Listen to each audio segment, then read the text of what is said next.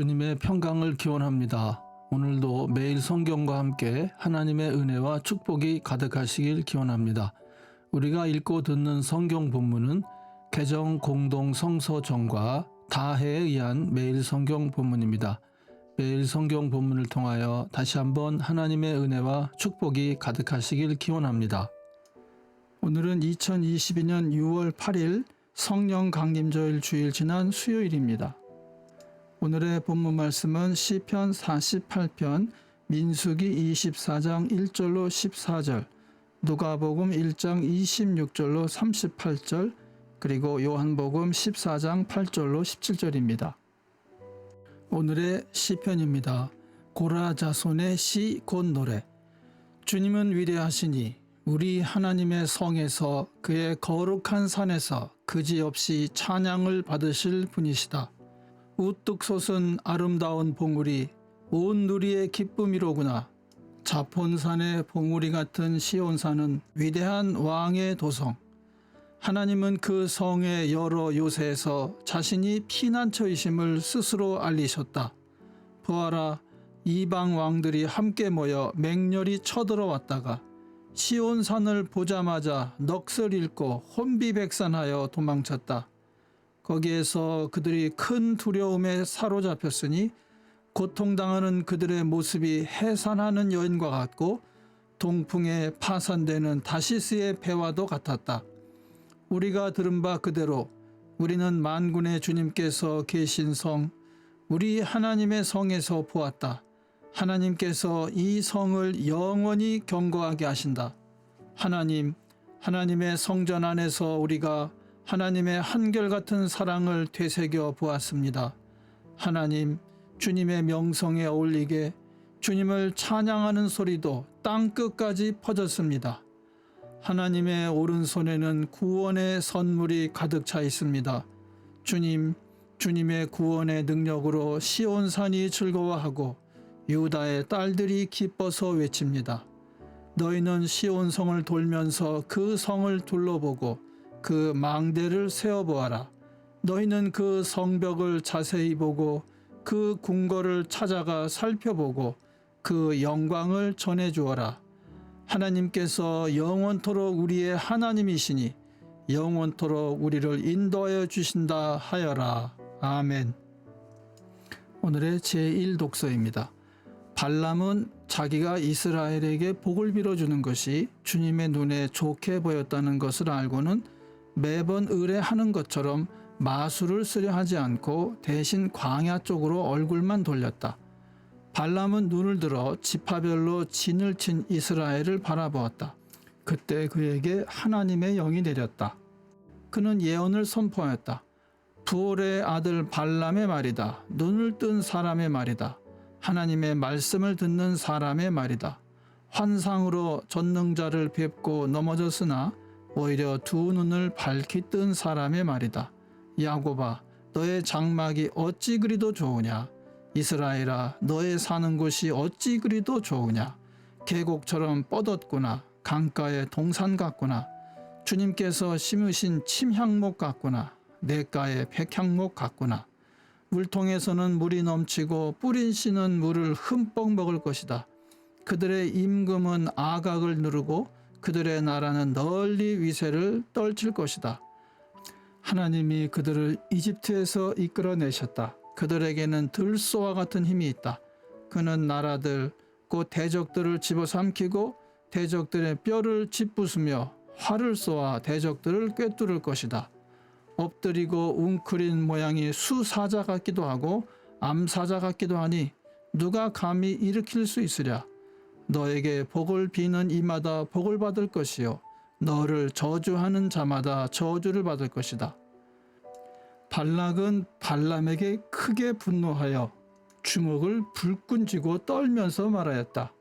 내가 당신을 부른 것은 내 대적을 저주하여 달라고 부른 것이었소. 그러나 보시오, 당신은 오히려 이렇게 3번씩이나 그들에게 복을 빌어주었소. 이제 곧 당신이 떠나왔던 그곳으로 빨리 가버리시오. 나는 당신에게 후하게 보답하겠다 말하였소. 그러나 보시오, 주님께서 당신이 후하게 보답받는 것을 막으셨소. 발람이 발락에게 말하였다. 나에게 보내신 사신들에게도 내가 이미 말하지 않았습니까? 발락 임금님께서 비록 그의 궁궐에 가득한 금과 은을 나에게 준다 해도 좋은 일이든 나쁜 일이든 간에 주님의 명을 어기고 나의 마음대로 할 수 있는 일은 아무것도 없습니다. 나는 다만 주님께서 말씀하신 것만을 말해야 합니다. 이제 나는 나의 백성에게로 갑니다. 그러나 들어보십시오. 앞으로 이 백성이 임금님의 백성에게 어떻게 할 것인지 내가 감히 말씀드리고자 합니다. 아멘. 오늘의 제2 독서입니다. 그 뒤로 6달이 되었을 때에 하나님께서 천사 가브리엘을 갈릴리 지방의 나사렛 동네로 보내시어 다윗의 가문에 속한 요셉이라는 남자와 약혼한 처녀에게 가게 하셨다. 그 처녀의 이름은 마리아였다. 천사가 안으로 들어가서 마리아에게 말하였다. 기뻐하여라, 은혜를 입은 자야, 주님께서 그대와 함께 하신다. 마리아는 그 말을 듣고 몹시 놀라 도대체 그 인사말이 무슨 뜻일까 하고 궁금히 여겼다. 천사가 마리아에게 말하였다. 두려워하지 말아라, 마리아야. 그대는 하나님의 은혜를 입었다. 보아라, 그대가 잉태하여 아들을 낳을 터이니 그의 이름을 예수라고 하여라. 그는 위대하게 되고 더없이 높으신 분의 아들이라고 불릴 것이다. 주 하나님께서 그에게 그의 조상 다윗의 왕위를 주실 것이다. 그는 영원히 야곱의 집을 다스리고 그의 나라는 무궁할 것이다. 마리아가 천사에게 말하였다. 나는 남자를 알지 못하는데 어떻게 이런 일이 있겠습니까? 천사가 마리아에게 대답하였다. 성령이 그대에게 임하시고 더없이 높으신 분의 능력이 그대를 감싸줄 것이다. 그러므로 태어날 아기는 거룩한 분이요 하나님의 아들이라고 불릴 것이다. 보아라, 그대의 친척 엘리사벳도 늙어서 임신하였다. 임신하지 못하는 여자라 불리던 그가 임신한 지 벌써 6달이 되었다. 하나님께는 불가능한 일이 없다. 마리아가 말하였다. 보십시오, 나는 주님의 여종입니다. 당신의 말씀대로 나에게 이루어지기를 바랍니다. 천사는 마리아에게서 떠나갔다. 아멘. 다음 주의 복음서의 말씀입니다. 빌립이 예수께 말하였다. 주님, 우리에게 아버지를 보여주십시오. 그러면 좋겠습니다. 예수께서 대답하셨다. 빌립아, 내가 이렇게 오랫동안 너희와 함께 지내는데도 너는 나를 알지 못하느냐? 나를 본 사람은 아버지를 보았다. 그런데 내가 어찌하여 우리에게 아버지를 보여주십시오 하고 말하느냐? 내가 아버지 안에 있고 아버지께서 내 안에 계시다는 것을 네가 믿지 않느냐? 내가 너희에게 하는 말은 내 마음대로 하는 것이 아니다. 아버지께서 내 안에 계시면서 자기의 일을 하신다.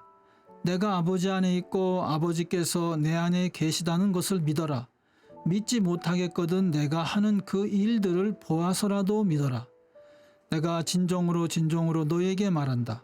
나를 믿는 사람은 내가 하는 일을 그도 할 것이요 그보다 더 큰 일도 할 것이다. 그것은 내가 아버지께로 가기 때문이다.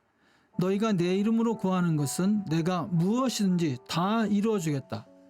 이것은 아들로 말미암아 아버지께서 영광을 받으시게 하려는 것이다. 너희가 무엇이든지 내 이름으로 구하면 내가 다 이루어 주겠다. 너희가 나를 사랑하면 내 계명을 지킬 것이다. 내가 아버지께 구하겠다. 그리하면 아버지께서 다른 보혜사를 너희에게 보내셔서 영원히 너희와 함께 계시게 하실 것이다. 그는 진리의 영이시다. 세상은 그를 보지도 못하고 알지도 못하므로 그를 맞아들일 수가 없다. 그러나 너희는 그를 안다. 그것은 그가 너희와 함께 계시고 또 너희 안에 계실 것이기 때문이다. 아멘. 이것이 오늘 우리에게 주신 하나님의 말씀입니다. 하나님께 감사드립니다. 오늘도 주님의 사랑과 은혜 그리고 축복이 충만하시길 기원합니다. 주님께서 인자하심으로 여러분에게 얼굴을 드시고 평강 주시기를 기원합니다. 아멘.